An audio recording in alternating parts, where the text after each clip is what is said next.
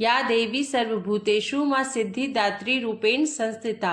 नमस्तस्यै नमस्तस्यै नमस्तस्यै नमो नमः। ओम दुम दुर्गाय नमः। शारदीय नवरात्रि की महानवमी की आप सभी को हार्दिक शुभकामनाएं। माँ भगवती जगदम्बा दुर्गा की कृपा सदैव आप पर और आपके समस्त परिवार पर बनी रहे। नवरात्रि के 9वें दिन माँ भगवती दुर्गा के 9वें स्वरूप माँ सिद्धिदात्री की पूजा की जाती है और आज की वीडियो में आप सुनेंगे माँ सिद्धिदात्री की कथा और क्षमा प्रार्थना। माँ दुर्गा की 9वीं शक्ति का नाम है माँ सिद्धिदात्री और जैसा कि नाम से ही पता चलता है माँ सिद्धिदात्री मतलब सिद्धियां प्रदान करने वाली देवी, तो इनकी उपासना नवरात्रि के 9वें दिन की जाती है। इस दिन शास्त्रीय विधि विधान और पूर्ण निष्ठा के साथ साधना करने वाले साधक को सभी सिद्धियों की प्राप्ति हो जाती है। सृष्टि में कुछ भी उसके लिए अगम्य नहीं रह जाता। ब्रह्मांड पर पूर्ण विजय प्राप्त करने की सामर्थ्य उसमें आ जाती है।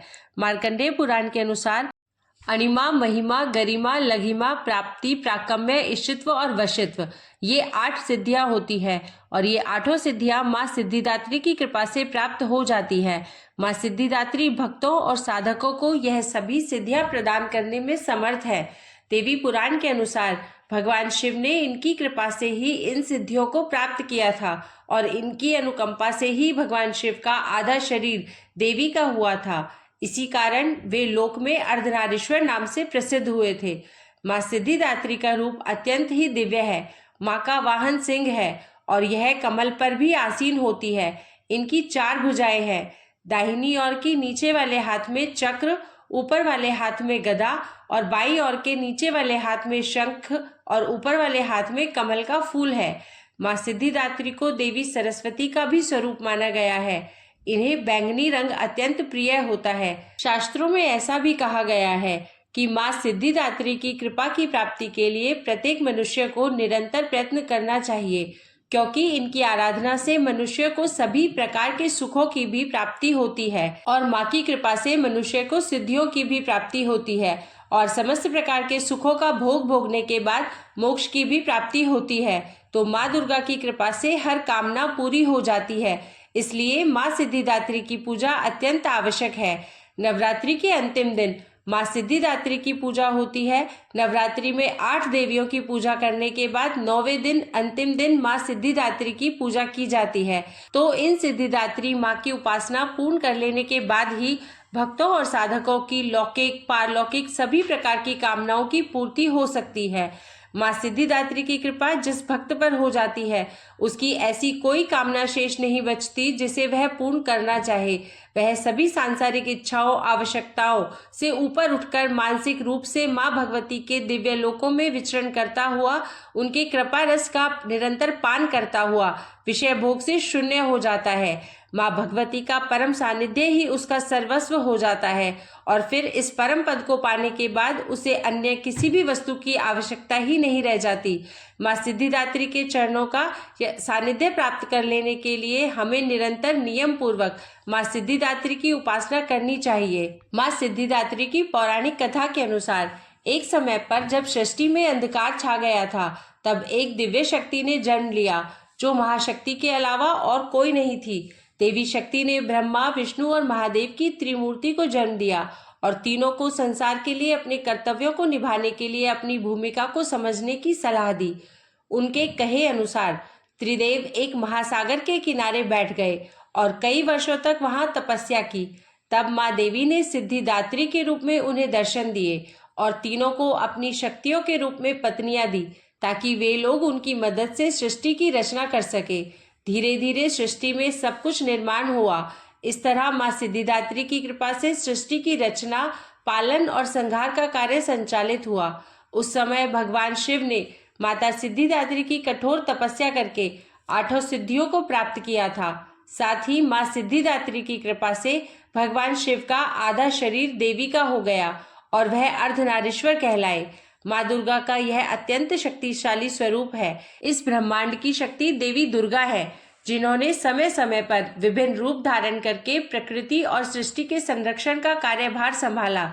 जब किसी दैत्य के सामने देवताओं के युद्ध कौशल कम पड़ जाया करते थे, तो स्वयं माँ आदिशक्ति भवानी सिद्धिदात्री अपने पुत्रों का रक्षण करती थी। माता सिद्धिदात्री देवी दुर्गा, जो न सिर्फ नारी शक्ति का स्वरूप है बल्कि भक्तों की आस्था का परम पात्र भी है।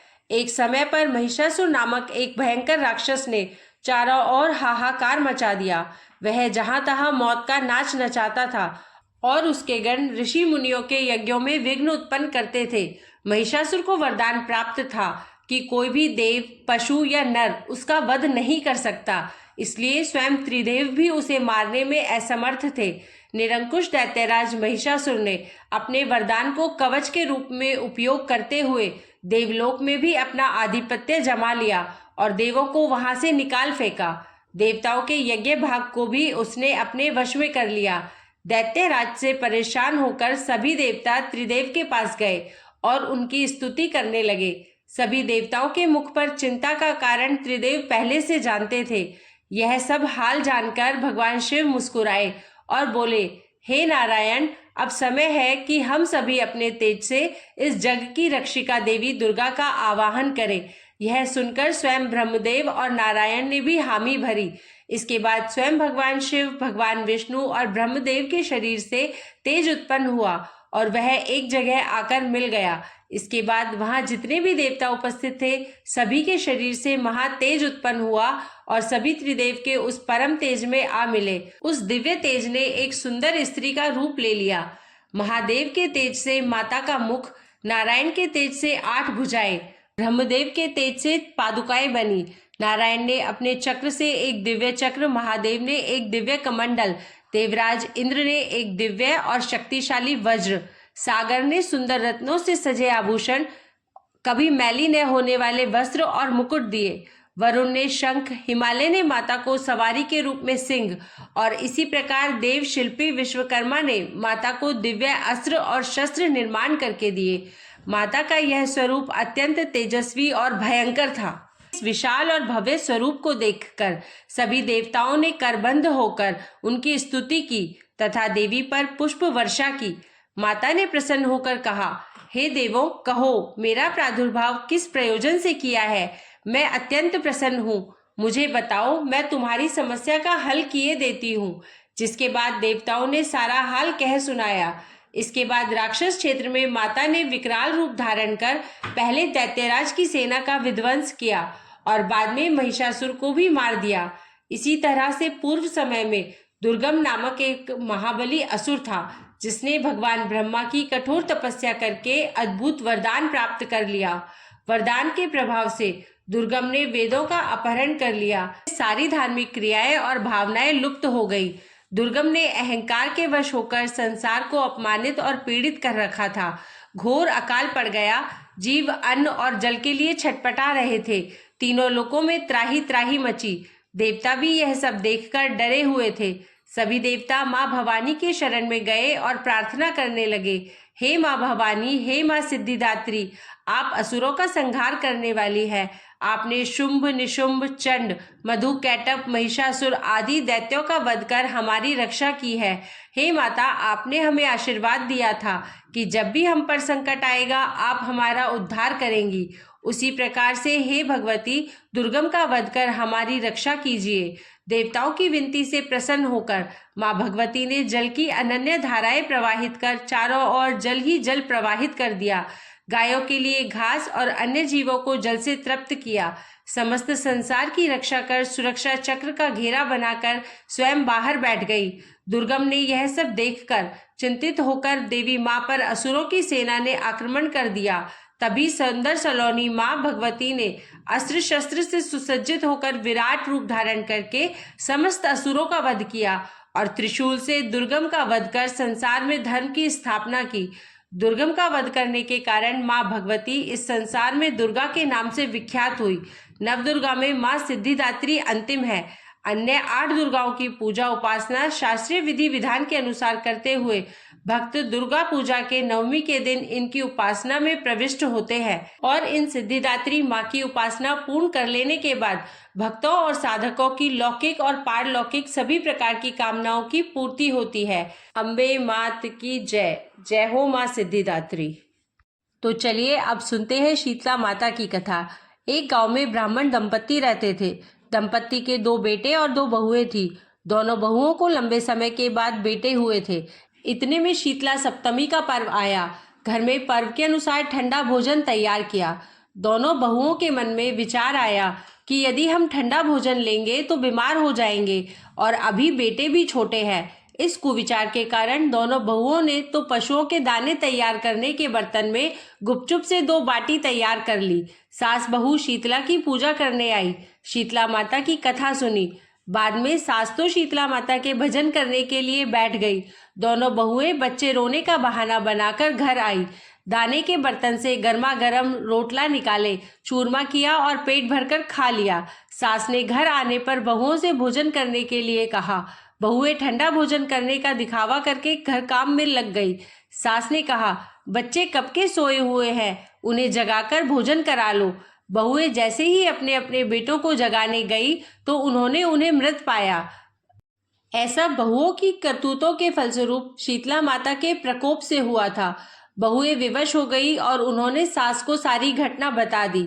सास बहुओं से झगड़ने लगी। सास बोली कि तुम दोनों ने अपने बेटों की बदौलत शीतला माता की अवहेलना की है, इसलिए अपने घर से निकल जाओ और बेटों को जिंदा स्वस्थ लेकर ही घर में पैर रखना। अपने मृत बेटों को टोकरे में सुलाकर दोनों बहुएं घर से निकल पड़ी। जाते जाते रास्ते में एक जीर्ण वृक्ष आया। यह खेजड़ी का वृक्ष था। इसके नीचे ओरी शीतला दोनों बहनें बैठी थी। दोनों के बालों में विपुल प्रमाण में जुएं थी। बहुओं ने थकान का अनुभव भी किया था। दोनों बहुएं ओरी और शीतला के पास आकर बैठ गई। उन दोनों ने शीतला ओरी के बालों से खूब सारी जू निकाली। जुओं का नाश होने से ओरी और शीतला ने अपने मस्तक में शीतलता का अनुभव किया और कहा, तुम दोनों ने हमारे मस्तक को शीतल किया है, वैसे ही तुम्हें पेट की शांति मिले। दोनों बहुएं एक साथ बोली कि पेट का दिया हुआ ही लेकर हम मारी मारी भटकती हैं, परंतु शीतला माता के दर्शन हुए नहीं है। शीतला माता ने कहा कि तुम दोनों पापिन हो, दुष्ट हो, दुराचारिणी हो, तुम्हारा तो मुंह देखने भी योग्य नहीं है। शीतला सप्तमी के दिन ठंडा भोजन करने के बदले तुम दोनों ने गर्म भोजन कर लिया था। यह सुनते ही बहुओं ने शीतला माता जी को पहचान लिया। देवरानी जेठानी ने दोनों माताओं का वंदन किया। गिड़गिड़ाते हुए कहा कि हम तो भोली भाली हैं, अनजाने में गरम खा लिया था। आपके प्रभाव को हम जानते नहीं थे। आप हम दोनों को क्षमा करें। पुनः ऐसा दुष्कृत्य अब हम कभी नहीं करेंगे। उनके पश्चाताप भरे वचनों को सुनकर दोनों माताएं प्रसन्न हुई। शीतला माता ने मृतक बालकों को जीवित कर दिया। बहुएं तब बच्चों को साथ लेकर आनंद से पुनः घर लौट आई। गांव के लोगों ने जाना कि दोनों बहुओं को शीतला माता ने साक्षात दर्शन दिए हैं। दोनों का धूमधाम से स्वागत करके गांव प्रवेश करवाया। बहुओं ने कहा, हम गांव में शीतला माता के मंदिर का निर्माण करवाएंगी और शीतला सप्तमी के दिन मात्र ठंडा खाना ही खाएंगी। शीतला माता ने बहुओं पर जैसी अपनी दृष्टि की वैसी कृपा सब पर करे। श्री शीतला माँ सदा हमें शांति, शीतलता तथा आरोग्य दे। शीतले त्वं जगन माता, शीतले त्वं जगत पिता, शीतले त्वं जगत धात्री, शीतलाय नमो नमः। बोलो श्री शीतला माता की जय।